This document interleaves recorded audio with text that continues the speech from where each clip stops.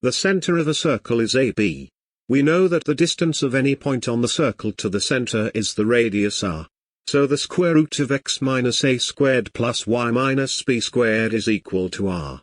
Square both sides, we get the circle equation as x minus a squared plus y minus b squared is equal to r squared. The equation of a circle with center 0, 0 and radius 3 is x squared plus y squared equals 9. The equation of a circle with center 2, 3 and radius 4 is x minus 2 squared plus y minus 3 squared equals 16. We can also find the center and radius of a circle from an expanded expression. For example, find the center and radius of the circle with equation x squared plus y squared minus 6x plus 8y plus 9 equals 0. It's very much like completing the square. In order to make a complete square, we add 9 to x squared minus 6x. Since we add 9, we subtract 9 also. Similarly, we add and subtract 16 for y squared plus 8y. Now x squared minus 6x plus 9 and y squared plus 8y plus 16 are complete squares. The equation becomes x minus 3 squared plus y plus 4 squared equals 16. Therefore, the center is 3 minus 4, and the radius is 4. When solving circle problems, we sometimes need to use some circle properties. The radius or diameter at the point of tangent is perpendicular to the tangent. In the diagram, the red line is the radius and the green line is the tangent. They meet at the point of tangent and are perpendicular to each other. For example, AB is the diameter of a circle, where A is 2, 6 and B is 8, 3. The tangent to the circle at B meets the x-axis at P and the y-axis at Q. Find P and Q. PQ is the tangent. So AB is perpendicular to PQ.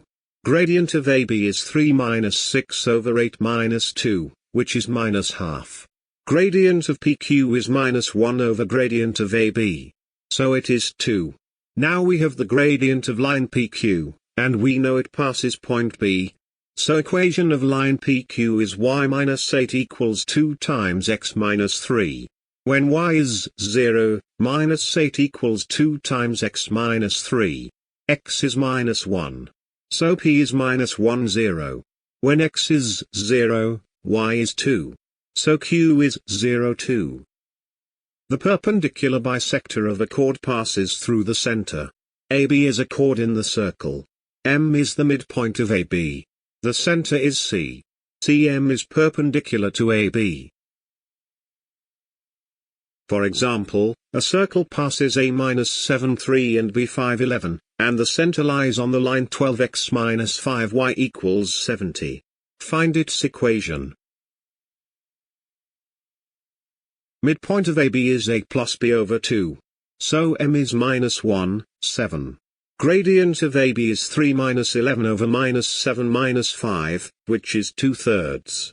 Gradient of CM is minus 1 over that, which is minus 3 over 2. Now we have the gradient and a point M. So the line equation of CM is y minus 7 equals minus 3 over 2 times x plus 1. It is given that center C is on line 12x minus 5y equals 70. Solve simultaneous equations of this and 12x minus 5y equals 70. We get x is 5 and y is minus 2. Therefore, the center C's coordinates are 5 minus 2. BC is the radius, and the square of its length is 13 squared, which is 169. So the circle equation is x minus 5 squared plus y plus 2 squared equals 169. In this class, we learned. The circle equation is x minus a squared plus y minus b squared equals r squared. The center is A, B, and the radius is r. Find the center and radius from an expanded expression.